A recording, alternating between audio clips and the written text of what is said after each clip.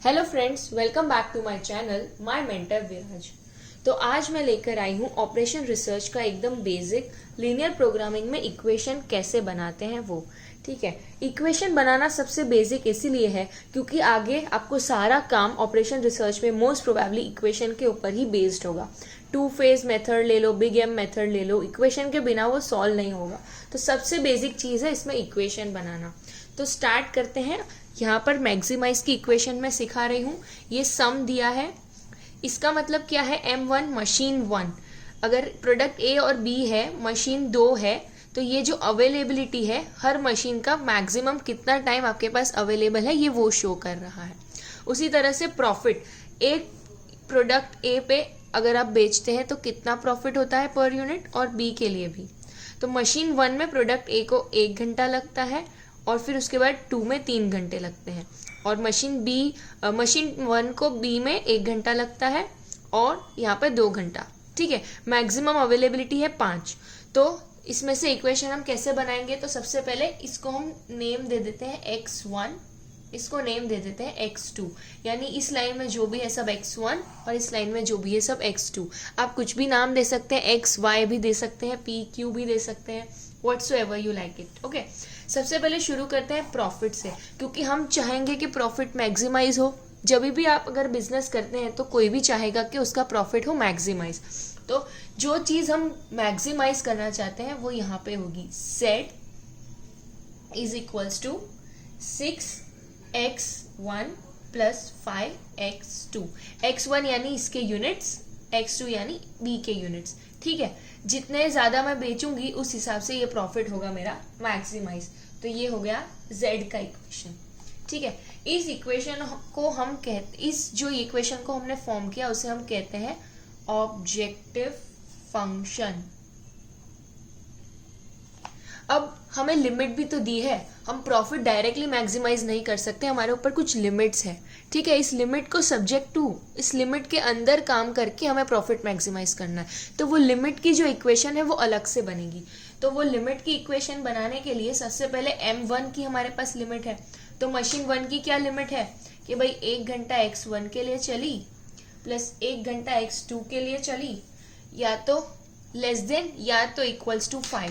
ठीक है, 5 से ज़्यादा तो हम चला ही नहीं सकते क्योंकि मैक्सिमम लिमिट है 5। अगर उससे कम चलेगी तो कोई बात नहीं, उसके जितना चलेगी तो कोई बात नहीं, ये लेस देन इक्वल टू का वो मतलब हो।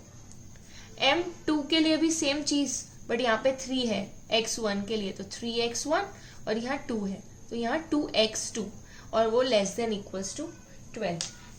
तो ये जो दो हमने इक्वेशंस बनाई उसको हम कहते हैं कंस्ट्रेंट्स, यानी ये हमारे लिमिटेशंस है। ठीक है, और सबसे मेन चीज लास्ट में आपको ये जरूर से लिखना है कि x1 and x2 are greater than और इक्वल टू 0, क्योंकि ये चीज माइनस में नहीं जा सकती। मतलब ऐसा कैसे हो सकता है कि अगर आप कोई प्रोडक्ट बेचे और वो माइनस में हो, तो ये कंस्ट्रेंट आपको यहाँ पर लिखनी जरूरी है। ओके गाइस, और इसको हम ये जो ग्रेटर देन इक्वल टू 0 लिखा उसे हम कहेंगे नॉन नेगेटिव कंस्ट्रेंट।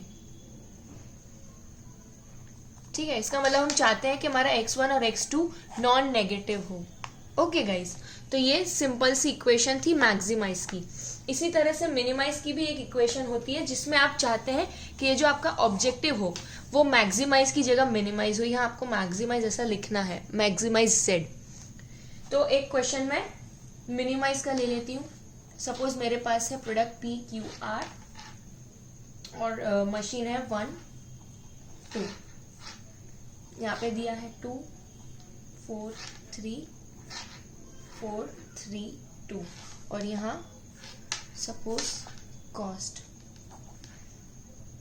9 10। ठीक है, और यहाँ पर हमें दिए हैं ऑर्डर 50 24 60।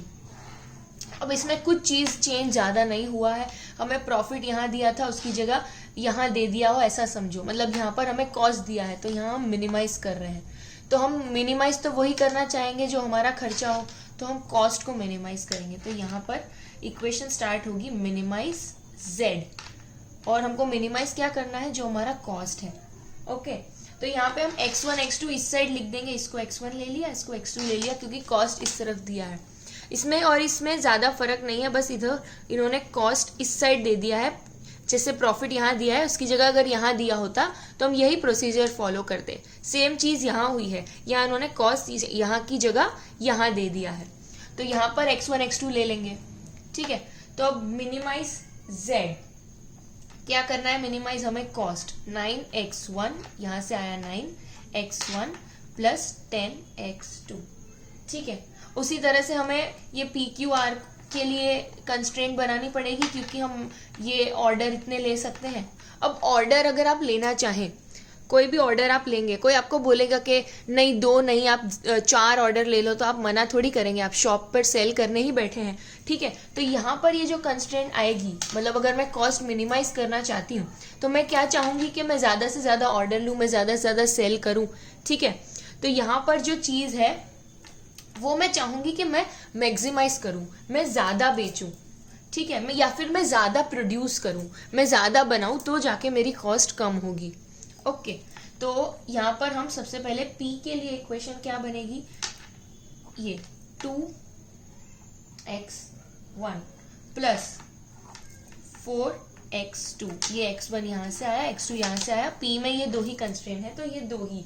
अब यहाँ पे आएगा ग्रेटर देन इक्वल टू 50।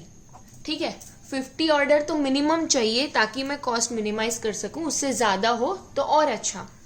ठीक है, फिर Q के लिए similarly 4x1 plus 3x2 is greater than equal to 24, और लास्ट में R 3x1 plus 2x2 is greater than equals to 60, और एंड में हम ये लिखेंगे x1 and x2 are greater than equals to 0।